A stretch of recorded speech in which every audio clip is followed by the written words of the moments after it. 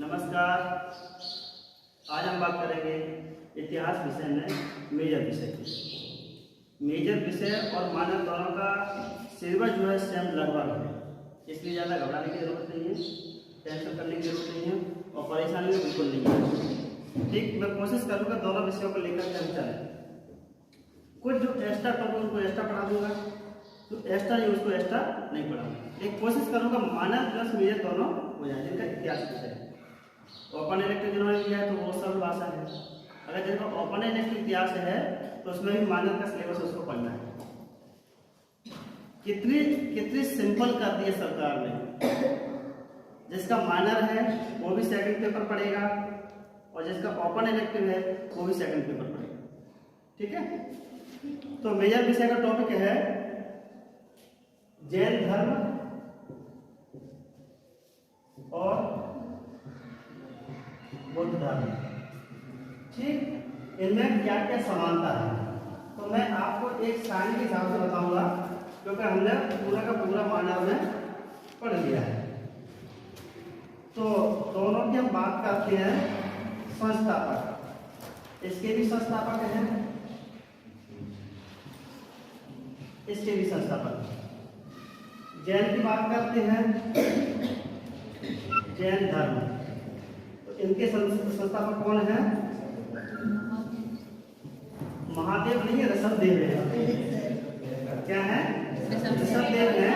देव वास्तविक संस्थापक कौन है? महावीर। वीरों में वीर कौन है? महावीर। बजरंगबली नहीं है। हाँ, क्या है? बजरंगबली नहीं है, महावीर है। इसके संस्थापक कौन है?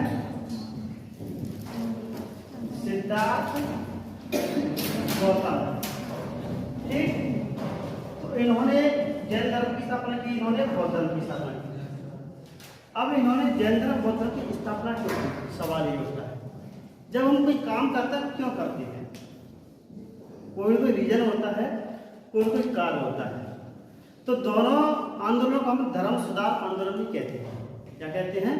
धर्म सुधार आंदोलन। इसका मतलब यह है कि पहले से कोई भी धर्म चल रहा होगा, पहले से कोई धर्म चल रहा हो, उसमें जो भी विकृतियां होंगी, कमियां होंगी, उन कमियों को दूर करने के लिए इन दोनों महापुरुषों ने अपने अपने नाम से अपने अपने संप्रदाय स्टार्ट किए, शुरू किए, अपनी अपनी विचारधारा फैलाई, अपने अपने विचार दिए, अपने अपने आइडिया दिए बात। इसलिए आज उन महापुरुषों को हम पढ़ रहे हैं। ठीक, जब स्थापना की बात करते हैं तो कोई उसका संस्थापक होता है, फाउंडर मैन होता है, जनक होता है, फादर होता है। तो जैन धर्म के संस्थापक कौन है? वास्तविक संस्थापक कौन है? ऋषभदेव ये है। लेकिन जिसको बढ़ाया, एक व्यक्ति को क्या करता है, किसने किसी को पैदा किया, पिता ने पुत्र को पैदा किया, लेकिन पिता के यानी पुत्र पैदा होने के बाद कुछ समय बाद उसकी डेथ हो गई। अब उसका पालन पोषण किसने किया? असली तो माता पिता वही होगा जिसने पालन पोषण किया। और इनके साथ में यही हो गया, गौतम बुद्ध के साथ में यही हो गया कि उनकी माता का देहांत, परिनिर्वाण, मृत्यु को बोलते हैं पाली भाषा में, तो जन्म के 7वें दिन बाद चली गई। अब जिसका 7 दिन का बच्चा हो, 7 महीने का भी, वो कैसे पलेगा?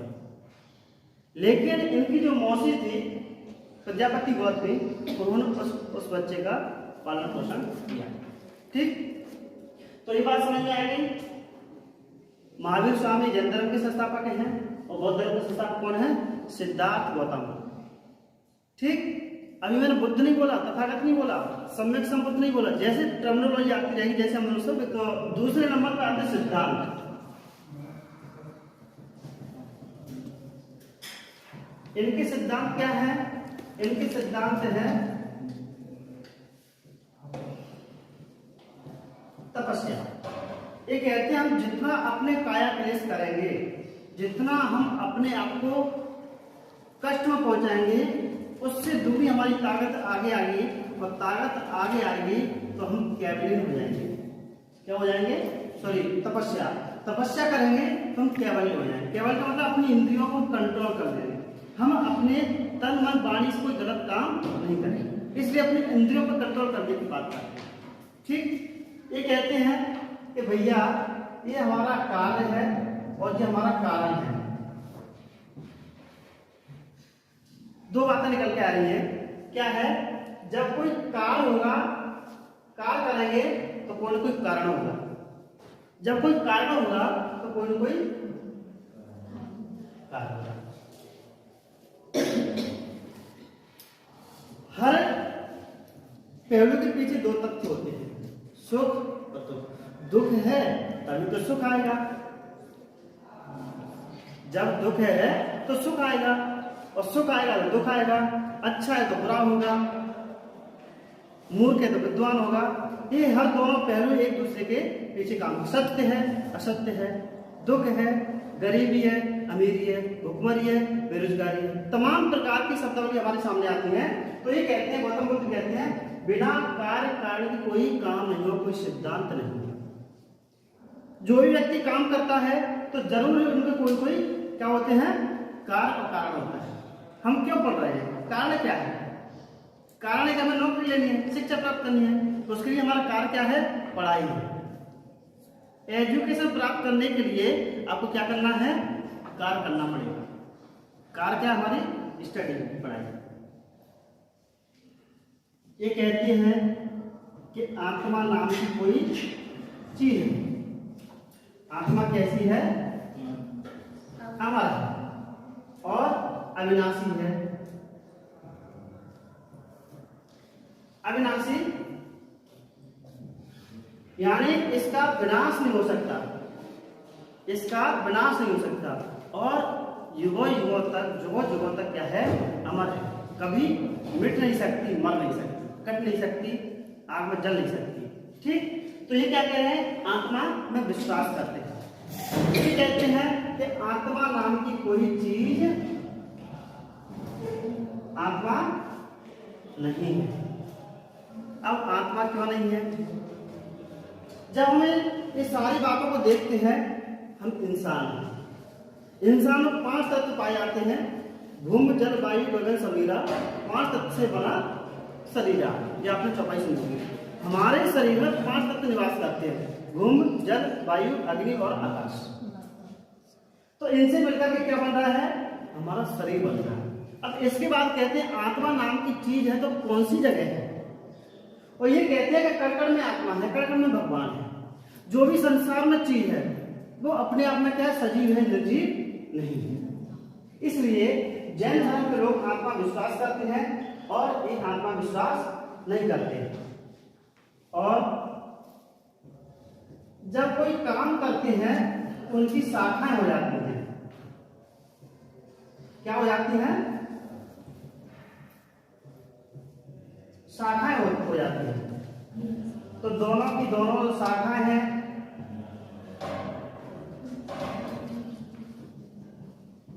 हीनयान महायान। अब देखो, दिगंबर और श्वेतांबर। आपने जैन धर्म के लोग देखे होंगे, ईसागढ़ में भी है, पूरे भारत में भी सब जगह है। ये दिगंबर है, ये श्वेतांबर है। दिगंबर का मतलब ऐसे साधु संत जो अपने तन पे कपड़े नहीं पहनते, बिना कपड़ों के रहते, वो अपने शरीर को इतना कष्ट पहुंचाते, इतनी तपस्या करते हैं, उनको सर्दी गर्मी बरसात लू लपट बिल्कुल नहीं लगती। इतने निपुण हो जाते हैं, इतने परफेक्ट हो जाते हैं, अपने आप के जो मर के अंदर जो भी विकार हो उनको पूरी तरीके से नष्ट कर दे, समाप्त कर लेते हैं। इसलिए वो अपने धर्म को, अपने संप्रदाय को आगे बढ़ाने के लिए दिगंबर में रहते हैं। दिगंबर संप्रदाय उन्होंने अपना लिया है। दिगंबर शाखाओं के लोग हैं जो बिना कपड़ों के रहते हैं। दूसरे श्वेतांबर। आपने देखा होगा कुछ साधु जो होते हैं, जैन साधु, वो सफेद कपड़े पहने होते हैं। दोनों ही महावीर स्वामी को, ऋषभदेव को, 24 तीर्थंकर को भली भांति मानते हैं, जानते हैं, उनकी विचारधारा को प्रचार प्रसार करते हैं।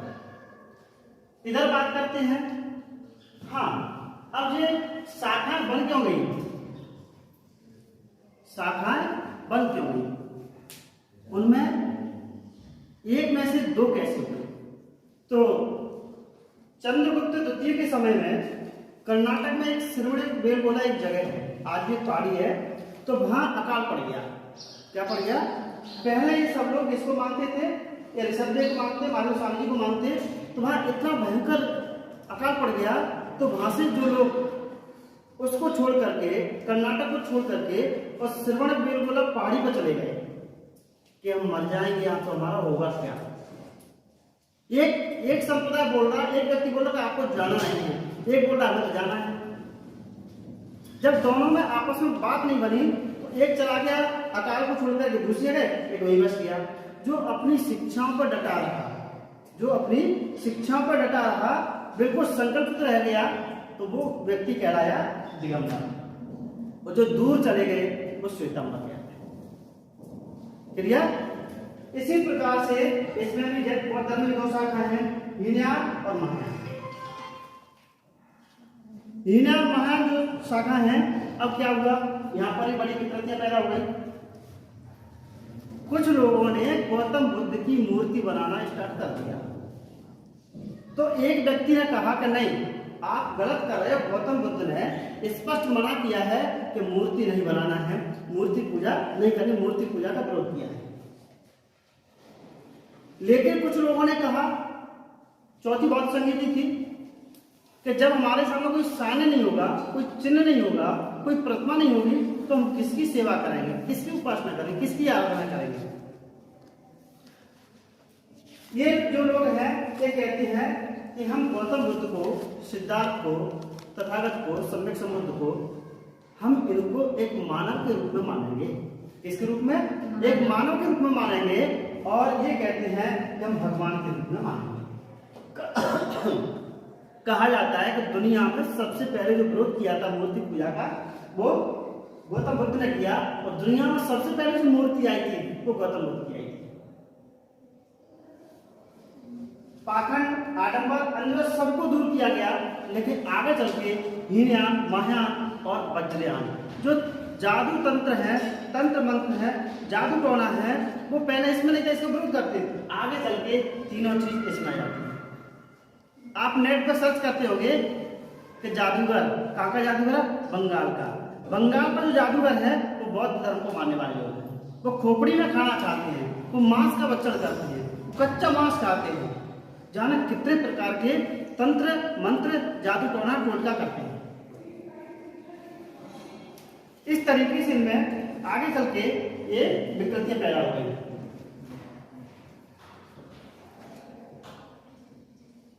पुनर्जन्म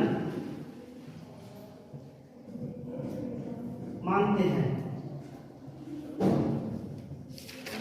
नहीं मानते। अब देखो, ये कहते हैं जैन धर्म के लोग कि दुनिया में व्यक्ति का क्या होता है? पुनर्जन्म होता है। अब पुनर्जन्म होता क्या है? रीबर्थ जिसको कहते हैं। जब किसी एक व्यक्ति ने एक बार जन्म लिया है, वो मर गया, उसकी डेथ हो गई, और डेथ होने के बाद उसने कहीं कहीं जन्म लिया होगा, उसने कहीं न कहीं जन्म लिया होगा। इसलिए 12 अवतार किसके हैं? विष्णु भगवान के हैं। कितने हैं? 12 के 10 हैं, कितने हैं? 12 हो गए। 12वीं आएगा, कल के अवतार जो है 12वां है, वो आएगा। ठीक है। तो ये कहते हैं कि हर व्यक्ति जन्म लेता है, हर व्यक्ति मरता है। क्यों? तो उसमें आत्मा निवास करती है। यहाँ शांत डाउट करते, संदेह करते हैं। इनके पास एक व्यक्ति आया कि सिद्धार्थ हमें ये बताइए, गौतम बुद्ध हमें ये बताइए, क्या व्यक्ति का पुनर्जन्म होता है? तो कुछ समय बाद वो व्यक्ति, गौतम बुद्ध शांत रहे। हमें बोलूं तो क्या हूं? कुछ समय शांत रहे तो उस व्यक्ति ने कहा कि देखो, मैंने कहा कि इसको कुछ नहीं आता, इसको कुछ नहीं आता, और कहता मैं बहुत बड़ा विद्वान हूं। तब उन्होंने कहा अब तो मैं नहीं बोलूंगा तो जरूर मेरे लिए क्या है, अच्छा नहीं होगा। तो उन्होंने कहा कि भाई सुन, अब मैं आपको बताता हूं पुनर्जन्म होता क्या है। पुनर्जन्म किसी व्यक्ति का नहीं होता। किसका? किसी व्यक्ति का नहीं होता। बोले कि संसार में जो भी व्यक्ति, ये क्या है, यहाँ है, मान लेता हूं, अगर पिता की हाइट, कलर यानी रंग, बोली, भाषा, विचार क्या एक जैसे होते हैं उनके पुत्रों के? दुनिया में आज तक ऐसा कोई पिता का जन्म नहीं हुआ, बेटे का जन्म नहीं हुआ, वो बिल्कुल फोटोकॉपी पिता की तरह क्या है। अगर उसके 2 बेटे हैं, दोनों बेटों के विचार अलग हैं, 2 बेटियां हैं, मां जैसी उसके विचारधारा बिल्कुल नहीं होगी। चार बेटा बेटियां हैं, चारों के विचार अलग अलग होंगे। हम मान सकते हैं पुनर्जन्म हुआ है? गौतम बुद्ध ने कहा कतई नहीं हो सकता भाई साहब, बिल्कुल नहीं होगा। तो फिर बोले किसका होता है? तब वो कहते हैं कि किसी व्यक्ति का पुनर्जन्म नहीं होता, वस्तु का होता है। किसका होता है? वस्तु का। ये वस्तु का कैसे होता है? तब उन्होंने कहा अगर हम गेहूं के खेत में गेहूं की फसल डालेंगे तो क्या होगा? सेम गेहूं पैदा होगा। दूसरा एग्जाम्पल दिया उन्होंने कि गन्ना के खेत में गन्ना डालेंगे, यानी खाली खेत में गन्ना डालेंगे तो गन्ना पैदा होगा। जो पहला का गन्ना मीठा था वैसा ही दूसरा गन्ना मीठा होगा। तीसरा एग्जाम्पल देते हैं कि जो आम की जगह हम आम लगाते हैं वो भी वैसा ही होता है। तो गौतम बुद्ध कहते हैं कि किसी व्यक्ति का पुनर्जन्म नहीं होता, वस्तु का होता है। और आगे चल के इनका जो लक्ष्य है,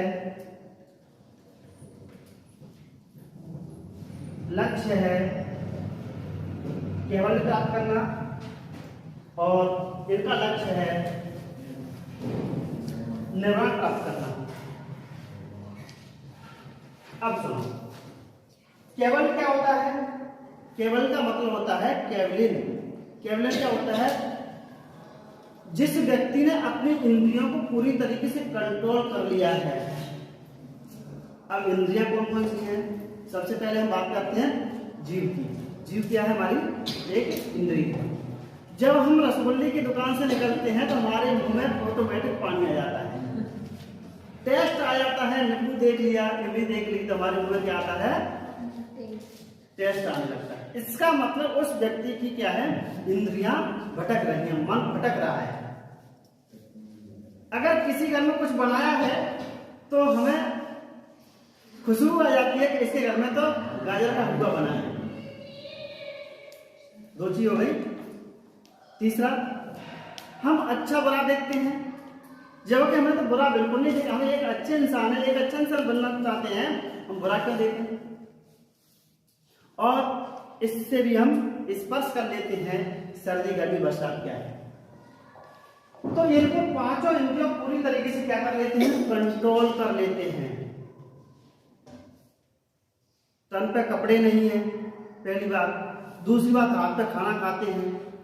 पैसा से कोई मतलब नहीं है उनको, खाने से कोई मतलब नहीं है, रहने से कोई मतलब नहीं है, बोलने से कोई मतलब नहीं। जितना नपत्र होगा वही बोलेंगे। ठीक, तो अपने एक लक्ष्य क्या है? पूरी तरीके से हमें अपने मन पर कंट्रोल करना है, अपनी इंद्रियों को जीतना है, जिनको जितेंद्रिय बोलते हैं। क्या बोलते हैं? जितेंद्रिय या जिनेंद्र बोलते हैं। कहते हैं जय जिनेंद्र। जैन धर्म लोग आपस में मिलते हैं, जय जिनेंद्र बोलते हैं। ठीक, अब इसके बाद है निर्वाण। निर्वाण क्या होता है? इसका मतलब इसमें बाण नहीं है, न तीर है, न कमान, न धनुष, न बाण, कुछ भी नहीं। ठीक, तो निर्वाण का मतलब होता है हमें पूरी तरीके से अपने काम, क्रोध, मद, लोभ, मोह, अहंकार का सत्यानाश कर देना। क्या है? काम, क्रोध, मद, लोभ, मोह, अहंकार का सत्यानाश कर देना, वो निर्वाण की प्राप्ति कर लेता है। यानी संसार क्या है? संसार में माया मोह क्या है? सबको छोड़ देते हैं पूरी तरीके से। और जो पूरी तरीके से छोड़ देता है, अपनी इंद्रियों को कंट्रोल कर लेता है, अपनी इंद्रियों पर विजय प्राप्त कर लेता है।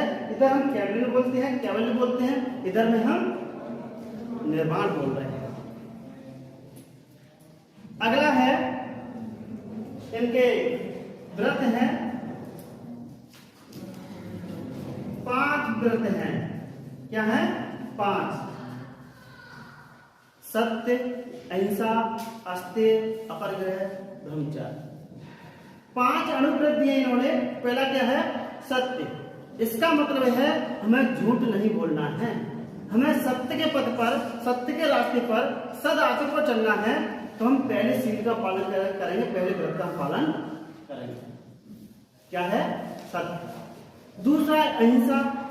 इनका नारा है अहिंसा परमो धर्मा। अहिंसा ही सबसे बड़ा क्या है? धर्म है। परम धर्म वही है। कौन है? तो जो व्यक्ति अहिंसा का पूरी तरीके से पालन करता है। जो भी जैन धर्म के साधु आपने देखे होंगे, व्यक्ति देखे होंगे, वो पानी भी भरते हैं तो कपड़ा उनके पास होगा, बिना छाने पानी को वो नहीं पीते, एक भी कीटाणु उसमें नहीं आ जाए। और जब साधु जैन धर्म के साधु चलते हैं तो जो मास्क तो हमारे लिए कोरोना में स्टार्ट हुआ है वो तो सदियों से लगा रहे हैं। कितने जानकार है, कितने होशियार हैं। कोरोना तो अब आया है 2 साल पहले, लेकिन वो तो सदियों से क्या लगा रहे हैं, मास्क लगा रहे हैं। एक छोटे से छोटा कीट पतंग कीड़ा मकोड़ा हमारी सांस के द्वारा अंदर न चला जाए।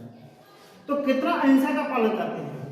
और पहले के जैन धर्म के लोग जमीन जोत के नहीं खाते थे, यानी वो व्यापार करते थे, यानी वाणिज्य व्यापार करते, वो जमीन में हल नहीं चलाते।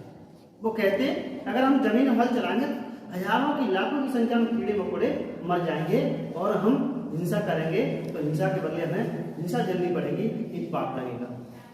यहाँ पाप और पुण्य की बात होती है, यहाँ पाप पुण्य की बात नहीं है। तो सत्य अहिंसा अस्तेय, अस्तेय का मतलब है चोरी न करना। अब चोरी कौन करता है? चोरी वही करता है जिसके मन में चोरी करने की भावना पैदा हो गई। जिस व्यक्ति के पास सब कुछ है फिर वो सोच रहा है कि पड़ोसी का माल मेरे घर में आ जाए, ये तो गलत बात है। तो महावीर स्वामी कहते हैं कि आपको इन बातों को कंट्रोल करना है, चोरी किसी की नहीं करना है। अपर ग्रह का मतलब होता है आय से अधिक संपत्ति इकट्ठी करना। बस उतनी संपत्ति में इकट्ठी कर लेना है जितनी हमारी आवश्यकता है, जितनी हमारी आवश्यकता है। लेकिन हमने तो कितने लोगों को देखा है, जाना कितनी उनके पास संपत्ति है। संपत्ति दुख का कारण बनती है, विनाश का कारण बनती है। अगर हम उसका प्रॉपर तरीके से देखभाल न करें, केयर नहीं करें, तो व्यक्ति लूट लेंगे। जिसके पास संपत्ति है वो व्यक्ति जाने किन किन को अपने पास रखता है, बंदूक वाले, डंडा वाले, और जाने गार्ड यानी गार्ड जिसको कहते हैं, यानी वो संपत्ति की सुरक्षा के लिए उसको तमाम हरदम प्रयास करता रहता है। महावीर स्वामी कहते हैं कि नहीं, उतना रख लो जितना आपकी आवश्यकताओं की पूर्ति हो रही है, इच्छाओं की पूर्ति। सत्य अहिंसा अस्तेय अपरग्रह 4 व्रतों को, अनुव्रतों को ऋषभदेव ने, बाकी जो भी लोग उन्होंने दिए, उन्होंने कहा महावीर स्वामी ने इससे काम नहीं चलेगा, एक और जोड़ते हैं 5वां जो ब्रह्मचर्य। अगर हम 4 बातों को पूरी तरीके से फॉलो कर रहे हैं, मान रहे हैं, जान रहे हैं, लेकिन जो 5वां है इसको भी हमें मानना है। क्या करना है? मानना है। और वो कौन सा? ब्रह्मचर्य। ब्रह्मचर्य व्रत का पूरी तरीके से पालन करना है।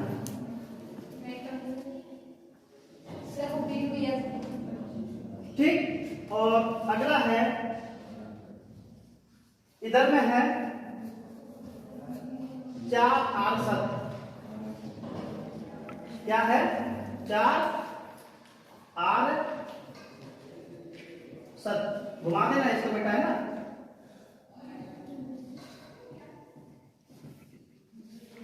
दुख क्या है? दुख क्या है? गौतम बुद्ध कहते हैं कि दुख है क्या?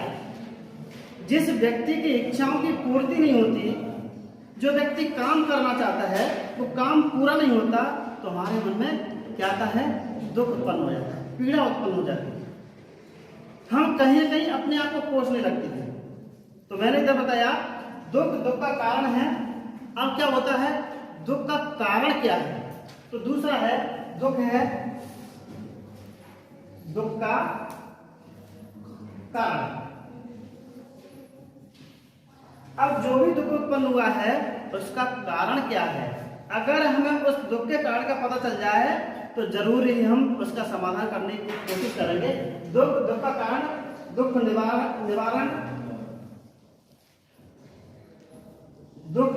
निवारण, और लास्ट क्या है? दुख निवारण मार्ग। अब देखो आपको समझ में आ जाएगा, जब कोई काम आपने किया, आपने पीएससी की तैयारी की और पीएससी की तैयारी की, आपका सिलेक्शन नहीं हुआ, तो इसका मतलब यह है कि हम असफल हो गए। और जैसे ही असफल हुए तो हमारे मन में टीस आई, गुस्सा आया, क्रोध आया कि मेरा सिलेक्शन क्यों नहीं हुआ। सिलेक्शन नहीं हुआ, इधर में घर वाले गालियां दे रहे हैं, पड़ोसी गालियां दे रहा है, खुद अपने आप में अपन पश्चाताप कर रहे हैं, तो वहां से दुख उत्पन्न हुआ। अब दुख का कारण क्या है कि प्रॉपर तरीके से मैंने पीएससी की, बैंक, रेलवे, एसएससी की तैयारी नहीं की। अगर मैं तैयारी कर लेता तो जरूर ही मैं क्या है अपना सिलेक्शन ले लेता। तो दुख का कारण पता चल गया। अब दुख का कारण हमें पता चल गया, तैयारी हमने नहीं की, उसका निवारण क्या, उसका ट्रीटमेंट क्या, उसको दूर कैसे करेंगे। ठीक, तो ट्रीटमेंट क्या है, निवारण क्या है उसका, उसमें बताते हैं कि इसके लिए 8 मार्ग हैं। क्या है? 8 मार्ग हैं, जब जाकर के हमारा दुख दूर होगा। अब 8 मार्ग कौन से हैं?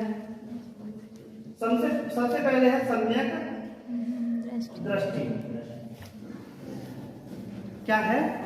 सम्यक दृष्टि। दृष्टि मीन्स अभी हम अगला चैप्टर पढ़ाएंगे, उसमें दर्शन पढ़ाएंगे। दर्शन, दर्शन दृश्य धातु से बना है। दृश्य मीन्स होता है देखना। अब किसको देखना? एक तो संसार को देखना है और एक अपने आप को देखना है, यानी अपने आध्यात्मिक जीवन को देखना है। किसको देखना है? अपने अंदर देखना है। हमें दुनिया का टाइम टेबल पता है, दुनिया क्या कर रही है, पड़ोसी क्या कर रहा है, लेकिन क्या हमें पता है हम क्या कर रहे हैं, हम क्या करने वाले हैं? हम अपने आप को भूल करके और सबको याद करते हैं। ठीक, तो इसमें क्या है? दृष्टि। हमारी दृष्टि साफ और सुधरी होनी चाहिए। किसी का कितना भी माल पानी पड़ा हो, हमें अपनी दृष्टि को उसको देखकर खराब नहीं करना है। हम क्या करते हैं, जब किसी का कोई सामान पड़ा होता है तो 1% मेरे मन में आता है कि ये तो मेरे पास आए तो मजा आ जाए। अगर किसी का मोबाइल कहीं डला है, मेरा नहीं है, तो मेरा हक नहीं है कि मैं उसको उठाऊं, लेकिन हम इधर उधर घूम घाम के और उसको जिम में रख लेते हैं। मैं आपको एक स्टोरी सुनाता हूँ। मैं और मेरा दोस्त ग्वालियर में जा रहे थे, तो पुलिस वालों ने पकड़ लिया। उसने बोला कि 100 का नोट दो। मैंने उसको धीरे से 10 का नोट दे दिया। कितने का दिया? 10 को उसने रख लिया। हमारे वहां से इसका मतलब 10 रुपये को उसकी क्या हो गई, नीयत खराब हो गई। कितना मांग रहा? 100 रुपये मांग रहा था, मैंने उसको 10 का दे दिया। उसने सोचा 100 का होगा नहीं। तो दृष्टि कैसी थी? उसकी दृष्टि थी कि कैसे भी करके मेरे पास पैसा आया और 100 का आ जाए, लेकिन 100 का तो घर जाके देखा होगा उसने, 10 का ही देखे होंगे, 350। तो हमारी दृष्टि क्या है? साफ सुथरी होनी चाहिए, सही होनी चाहिए। हमारी दृष्टि में खोट कपट बिल्कुल नहीं होना चाहिए। दूसरा है सम्यक संकल्प। क्या है? सम्यक संकल्प। संकल्प क्या होता है? प्रतिज्ञा। प्रतिज्ञा क्या होती है? जिस काम को करने के लिए हम मन में ठान लेते हैं, जिस काम को करने के लिए हम मन में ठान लेते हैं और ठानने के बाद हम अपना टाइम टेबल बना के और उसको फॉलो करते हैं, फॉलो करके हम अपना गोल अचीव कर लेते हैं, अब उसको प्राप्त कर लेते हैं, तो हमारा संकल्प पूरा होता है। गौतम बुद्ध कहते हैं कि जैसे आपने अपनी आंखों से देखा है, वैसे ही आपको संकल्प लेना है। क्या लेना है? संकल्प लेना है। उस संकल्प को आपको आजीवन, जो आपका संकल्प है, उसको पूरा करना है। अगला है सम्यक वाणी। वाणी हमारी कैसी है? सम्यक, असम्यक नहीं, असत्य नहीं, झूठ भरे निंदा चुगली वाली नहीं। हम क्या करते हैं? हम तो अपनी वाणी को ही अपवित्र कर देते हैं, झूठ बोल के, चुगली करके, जबकि उसने कहा नहीं हमसे कि तू इसके बारे में झूठ बोल। एक काम तो हमारे हाथ में है, हमें झूठ बोलना है या फिर सत्य बोलना है। हम जानबूझ करके ही हम अपनी वाणी को दूषित कर देते हैं, खराब कर देते हैं, और लोग, व्यक्ति फिर हमसे क्या कहते हैं? झूठा और निंदा करने वाला, बुराई करने वाला। इसलिए गौतम बुद्ध कहते हैं हमें सम्यक वाणी का प्रयोग करना है, हमें झूठ भरे निंदा चुगली इत्यादि से दूर रहना है और आजीवन दूर रहना है। अगला है सम्यक व्यवहार। मैंने कल बताया आपको कि हमारा जो व्यवहार है वो सील वाला होना चाहिए। कैसा होना? सील। सील में कितनी बातें आती हैं? अहिंसा नहीं करना है, हिंसा नहीं करना है, चोरी नहीं करना है, व्यभिचार नहीं करना है, झूठ नहीं बोलना है, नशा नहीं करना है। अगर ये 5 गुण आपके अंदर हैं, जरूरी आपका व्यवहार बहुत अच्छा होगा, शानदार होगा, मस्त होगा। और अगला है सम्यक कर्म। क्या है? सम्यक कर्म। कर्म मीन्स क्या होता है? कार्य। कार्य क्या होता है? जिससे हमारे घर का पालन पोषण होता है। हमें अच्छे कर्म करना चाहिए, सदकर्म करना चाहिए, जिससे हमें जीवन दुख नहीं झेलना पड़े। अगर हम असम्यक काम करते हैं, असम्यक कर्म करते हैं, जरूरी हमें दुख होता है। और अगला है सम्यक व्यायाम। ठीक, सम्यक व्यायाम का मतलब होता है, इस व्यायाम इस एक्सरसाइज शरीर की एक्सरसाइज नहीं है, जिम नहीं जाना है, हमें मन का व्यायाम करना है। क्या करना है? हमें मन का व्यायाम करना है। अब इसमें 4 बातें आती हैं मन के व्यायाम। हमारा दिमाग है, ये डस्टबिन नहीं है। हमारा क्या है? ये दिमाग का डस्टबिन नहीं है, कचरे का घर नहीं है। तो क्या करना है? बुरे विचारों को आने नहीं देना है। क्या है? पहला नंबर क्या है? बुरे विचारों को आने नहीं देना है, पहला नंबर हो गया।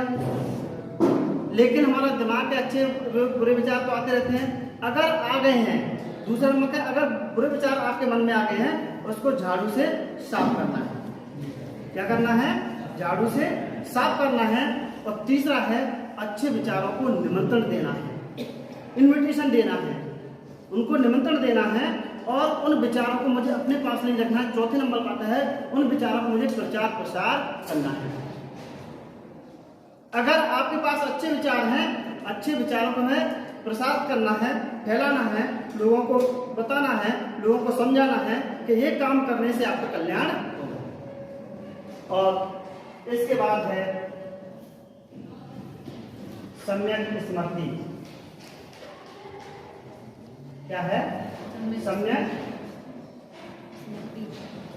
स्मृति। इतनी जो बात है, यहां से लेकर के इन सारी बातों को आपको अपनी मेमोरी में, इसमें अपनी मेमोरी में बिठा लेना है। सारी बातों को हमें धारण करना है। क्या करना है? धारण करना है।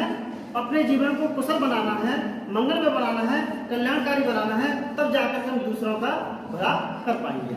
ठीक, अब इसके बाद है सम्यक समाधि। क्या है?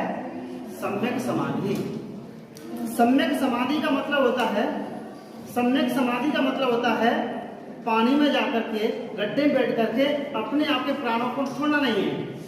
यहाँ सम्यक समाधि का मतलब है कि आपके अंदर जो काम वासना है, क्रोध है, जेलसी है, ईर्ष्या है, आलस है, अनिश्चय है, संदेह है, इन सबका सत्यानाश करना ही सम्यक समाधि में पहुंचना होता है। यानी काम, क्रोध, मद, लोभ, मोह, अहंकार का सत्यानाश करना ही क्या है? यहाँ सम्यक समाधि है।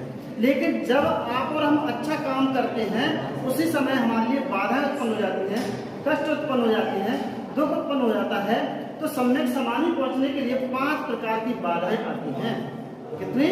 5 प्रकार की बाधाएं आती हैं। बाधाएं कौन कौन सी है? नंबर 1 है लोभ। क्या होता है?